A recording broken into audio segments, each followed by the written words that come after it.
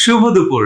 আজকের আপনাদের পছন্দ মতো চিকেন বিরিয়ানি রেসিপি আমার বাড়ি বাতকুল্লা নদিয়া পাশে থাকবেন। 3 কিলো চিকেন কাটিং করা হচ্ছে, বড় বড় একটা পিস করতে হবে। জল দিয়ে ধুয়ে নিচ্ছি। সাদা তেল, মিক্স গরম মশলা গোটা,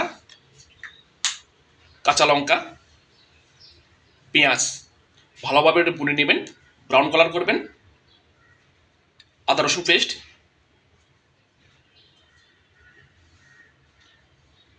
হলদুর গুঁড়ো, লঙ্কার গুঁড়ো, নুন স্বাদ মতো, গরম মশলার গুঁড়ো, ধনিয়ার গুঁড়ো, জিরার গুঁড়ো,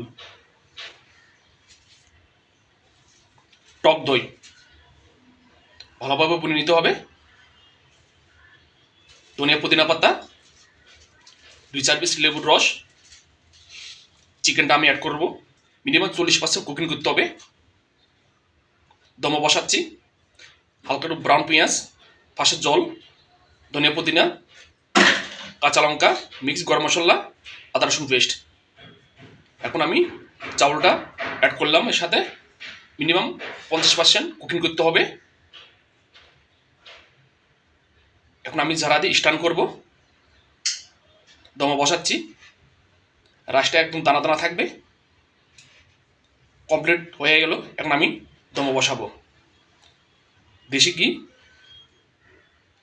মিনিমাম 25 মিনিট দমে বসাচ্ছি।